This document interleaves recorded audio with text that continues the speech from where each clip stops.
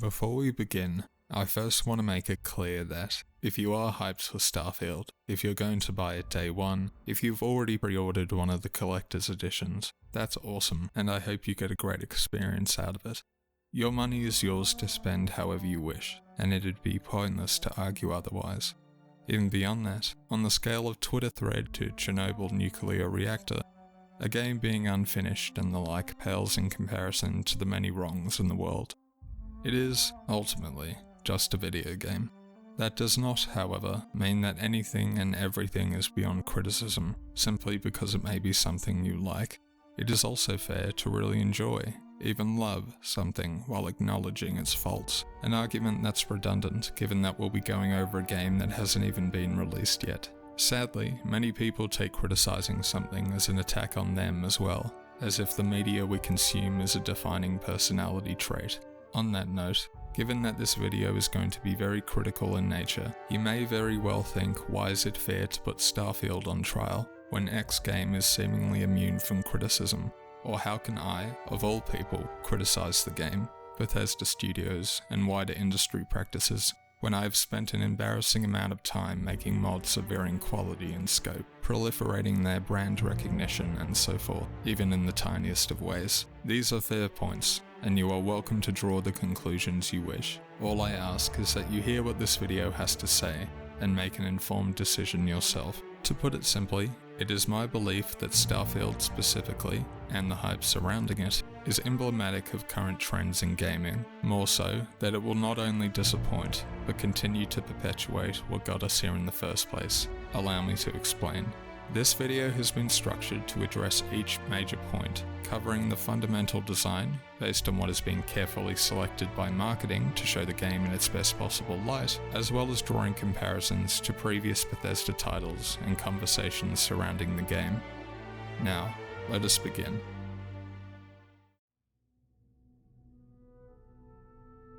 If the Bethesda formula hinges on anything, if they have one strength above all else, it is undoubtedly their worlds. Many games have better graphical fidelity. Many games have better combat, better stories, better animations, better writing. But the real magic of Bethesda's games is in their ability to design worlds as exploration-driven sandboxes, something that no other developer has managed to capture, and why many of their games are dearly loved to this day, because there's nothing else quite like it. Whether it's the irradiated wastes of Fallout 3, the frozen tundra of Skyrim, or the alien mushroom-filled lands of Morrowind, Bethesda games have never really been about the quests, or the combat, or the dialogue, or any of the characters, but about making your way through a world, whether for the first or 100th time, as if you're stepping into a grand adventure. The level designers, now more commonly known as world designers, played a huge role in this feeling of adventure by making the world feel lived in. Granted, some earlier 3D games have not aged as well, but despite the drain on resources, the effort that the developers put into the world, right down to how a skeleton may be posed, is handcrafted. Because it is, and it shows. According to claims, Starfield features 1,000 planets to explore. While this pales in comparison to something that leans fully into procedural generation, such as Minecraft or No Man's Sky, it is concerning, to say the least, that marketing has continued to show the same handful of planets where NPCs are, but there seems to be a far greater number that are empty, barren landscapes. While Hello Games have enjoyed a supposed redemption arc for their indie space sim, the idea that anywhere near the full 1,000 planets that Starfield claims to have could be anywhere near as detailed or lively as the singular world spaces of old is unrealistic, to say the least. Some may argue that it's been 8 years since Fallout 4, that the team is far bigger than ever, that the acquisition by Microsoft has allowed Bethesda to reach new heights. None of this matters, because even if it's been in development for 100 years, Bethesda would never ever be able to fully flesh out 1,000 planets. And so, much like No Man's Sky, it has leaned into procedural generation to make up the cost. In doing so, they have lost the drawcard that all their adventure sims have previously hinged upon. The results speak for themselves. Long stretches of empty ground, maybe some flora or fauna to cover it up, or prefabbed buildings to form a break between miles and miles of nothing. And this brings us to the second point. As worlds got bigger and bigger, the problem of what exactly to fill them with became more and more real. As much as die-hard fans won't admit it, Morrowind led the way with quests that were almost entirely predicated on radiant design. This, at least to some degree, did play to the game's strength in the sense that it drove exploration, getting the player out into the world. But the tangible difference from one quest to another usually came down to flavor text. It was the astounding success of Skyrim, however, which not only brought the open world craze to the forefront of the industry, something that continues to this day, but popularized quests that weren't written by a real person, but formed from arrays of data, possible locations, tagged NPCs, seemingly endless possibilities. And, just like procedural generation, the results speak for itself. Whether collecting 10 buckets of water for a villager, or 3 potions in a cave for a witch, the task was fundamentally the same, as reductive and uninspired as it could possibly be. MMO filler coming to single-player RPGs. Go here, kill this, fetch this, and return for a leveled reward. NPCs therefore exist to fill these roles, even with the often comedic results, and lack any personality, nor does it commit to the fully systemic depth of Mountain Blade or Kenshi either. Even the very term radiant is a misnomer, implying that it is some kind of learned behavior as a result of systems interacting. This is not the case. AI behavior is preset by packages, the routines unchanging. In designing their games to be played forever, Bethesda fundamentally failed to fill them with anything actually meaningful. This reached breaking point in Fallout 4, where entire swaths of questlines were built around settlements or clearing hideouts. Errands that once would come from simply playing the game, now dressed up as quest content for a steady drip feed of rewards. Naturally, Starfield's world is not the only thing that will be driven primarily by procedural generation. Bethesda has made no secret of how proud they are of radiant quests, and now, with not 1, but 1,000 planets to fill, the system will have countless errands come release.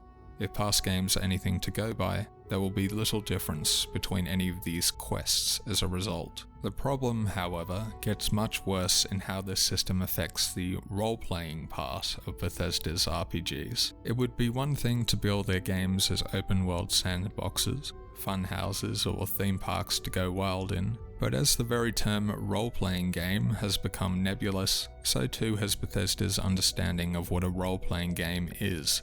Character interactions, interesting gameplay scenarios driven by player input, class variety, whereas common trends indicate skill trees, loot tables, or bigger damage numbers in combat. It doesn't help either that the writing department of Bethesda seems to prioritize ways to prop up gameplay and exploration, not any notable choice or consequence. This, on its own, is not a problem. Bethesda's titles can shine in their own right as what I would describe as adventure sims. The problem is billing them as role-playing games, with very little role-playing, both in systems and narrative, as a result, or lasting choices, or fleshed-out characters, or compelling quests, or well-integrated factions, or distinct playstyles. Skill checks, a trait directly pulled from their tabletop influences, have given some hope, as well as the return to a silent protagonist. However, the fact its lead writer makes statements such as this, and hopefully, if you get lucky, ignoring the reviews, and struggles to identify what the themes even are in his own work, doesn't inspire confidence. Time will indeed tell. It is my personal opinion that radiant design, commonly attributed to Ubisoft and Bethesda, is the worst thing to happen to role-playing games, the homogenization of MMO-style filler. But that is neither here nor there. Starfield promises to be the biggest one yet. Question is, what's the barrier of entry? In many ways, this can all be summed up with a question. Why? Why is it okay for Bethesda to release practically every game the studio has ever done with major bugs and technical issues on both a systems and engine level? Why is it okay to lay blame on something, say Battlefield 2042 or Cyberpunk 2077, but it's considered part of the package? Almost endearing when it comes to Bethesda games. Why is one developer excused when others are put through the grinder? Why is that acceptable? Why is that encouraged? Why is it okay? From physics breaking above 60 FPS, to movement speed being tied to frame rate, to a single-player engine on life support supposed to work as an MMO, there is no shortage of technical issues when it comes to Bethesda's games. Once Gamebryo Tech and then rebranded as the Creation Engine in 2011, some may suggest that the announcement of 2 will be enough to carry the hefty demands of 1,000 planets and procedural generation, something that, much like multiplayer servers, the engine was never designed for. It may very well have been 8 years, but no matter how much the branding of an engine may change, the codebase and issues remain the same. Though an oversimplification, one needs only look at the editor, from Morrowind all the way up to Fallout 4, more than 13 years. Why is an easy question to ask. The reality is, we already know the answer. If Bethesda deserve credit for anything, it's their marketing. After all, the job is to sell the game, a product for money, and they do that incredibly well. The Vault-Tec special animations in the lead up to Fallout 4 was brilliant. I suspect someone got a promotion for pitching that one in the boardroom, but I digress. Even on a basic level, capturing players' attention is something as easy as 1,000 planets or 25 years in the making. Much as Fallout 76 was 16 times the detail, Fallout 4 just works. Skyrim, you can go where you want, do what you want. Fallout 3 has over 200 endings, not an exaggeration. Oblivion NPCs are not scripted. Over 200 handcrafted dungeons. Or Morrowind, everyone is unique. Because numbers, much like expert opinions, are catchy. It doesn't matter if they're true or not. Dynamic, volumetric lighting. All new rendering technology. So long as the soundbite begins to circulate, the rest is history. Just look at the 1,000 planets. It's already done the work for them. Personally, I have nothing against Todd Howard, nor do any of the memes particularly resonate with me. Some may view his now notorious statements as overly eager or born of passion. Some that he was pulled out of the offices to say whatever the higher-ups gave him, or that he's just a snake oil salesman in the modern age. But this isn't about one person, nor what they may have said. To get at why Starfield is a great example of how to mesmerize, and therefore hype, as many consumers as possible, let's take a look at a few examples. Wide shots focusing on the world, swell of music, lively NPCs taken from scripted scenes to pretend the worlds are more active than they are, a tactile piece of the game's universe you can take with you wherever you go, assuming it's what actually was advertised, and, specific to Starfield's case, showing as many interesting visual places as possible, with the hope that all 1,000 will be like this. But we've been over that already. Perhaps this is overreaching or being nitpicky. The response to any marketing Bethesda puts out speaks otherwise, however. Bethesda is enough of an established developer that their previous titles have been mostly successful to remain in the public consciousness, that their name alone pulls in hype and trust, no matter how many times consumers may be burned, that it's going to be good. This is what I would describe as the critical mass, the same thing we've seen with Disney's Star Wars, EA Sports or Call of Duty. It doesn't matter if you complain after the fact, whether the product is critically acclaimed or panned. Releasing a 16-hour in-depth critique after purchasing the movie ticket, or buying the $200 collector's edition means absolutely nothing. The company has already got your money, their job is done, and that's precisely why this keeps happening. Likes on a video or tweet don't drive boardroom discussion, sales figures do. Maybe they will fix it in a year. 2 years, 5 years down the line, maybe the next one will be better. But when a game can make back its entire production budget just through pre-orders, why would the business model behind it bother changing?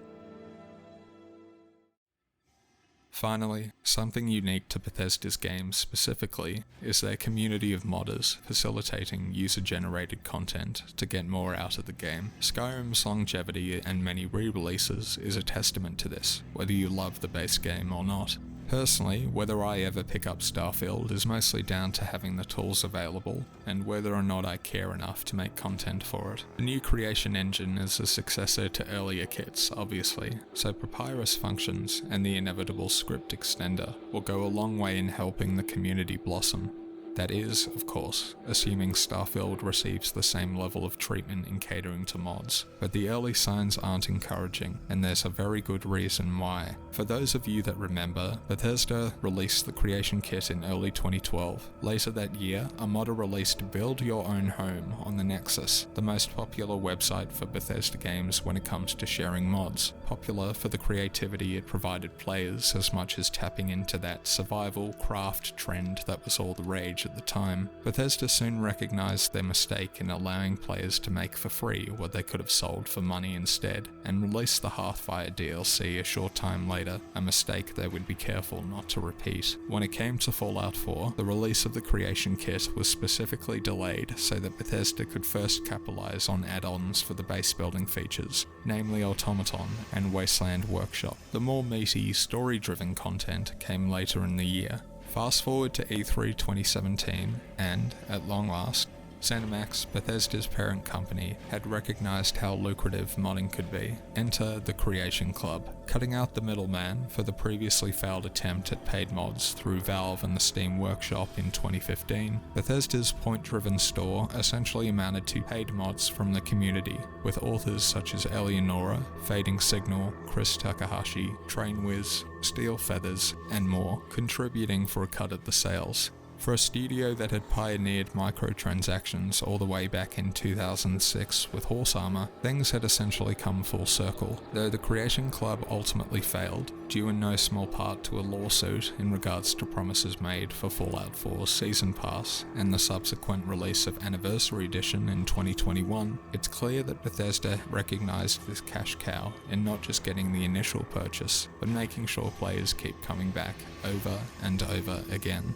This brings us to the actual point. I very much doubt that the extent or accessibility of modding tools will remain the same. Much like BioWare, Turtle Rock, Blizzard, and Valve before them, modding now stands as an inconvenience to potential sales on Bethesda's part. In the age of battle passes, daily quests, DRM, and every skin imaginable, free content is undesirable. Whether this translates to giving the privileged few what are essentially dev kits, only time will tell, but there have been rumors of a renewed Creation Club system for a while now. My prediction would be a combination of sorts, a staggered release as before, giving a long period of time for Bethesda to first release small DLC that they realized people could just make for free. Ship customization seems to be the priority this time, alongside the return of base building, so expect to see special pieces, skins, weapons, and more. At the same time, they may follow other developers' example and wait for the initial praise of reviews to pass before quietly sneaking in microtransactions and a store. Skyrim is very likely to be the last of its kind. There's just too much money on the line. With the acquisition by Microsoft, ZeniMax and its properties are now more lucrative than ever, single player or not. I hope this has, at least for some, spread some awareness about what exactly is happening around Starfield. The reality is that this isn't exclusive to Bethesda, or even the gaming industry, but indicative of practices that are slowly bleeding people dry however they can. It would also be foolish to think that this video, no matter how many views, how many comments or embeds it might get, would actually change anything. The critical mass has already decided, day one purchases assured, and many already claiming Starfield will be Game of the Year, the best game ever made, or a return to form for the Bethesda of old. I wish these people the best, and that is sincere, in enjoying the game they want. Looking back at everything that has happened in recent years, I cannot share their enthusiasm. Infinite Quest doesn't mean much when the same content is recycled over and over again. 1,000 planets or entire universe doesn't mean much when they're mostly empty and feel the same. Skill checks and a silent protagonist doesn't mean much when the writing and world building underpinning it won't have any real substance. But hey, for some, maybe it will be fun to play.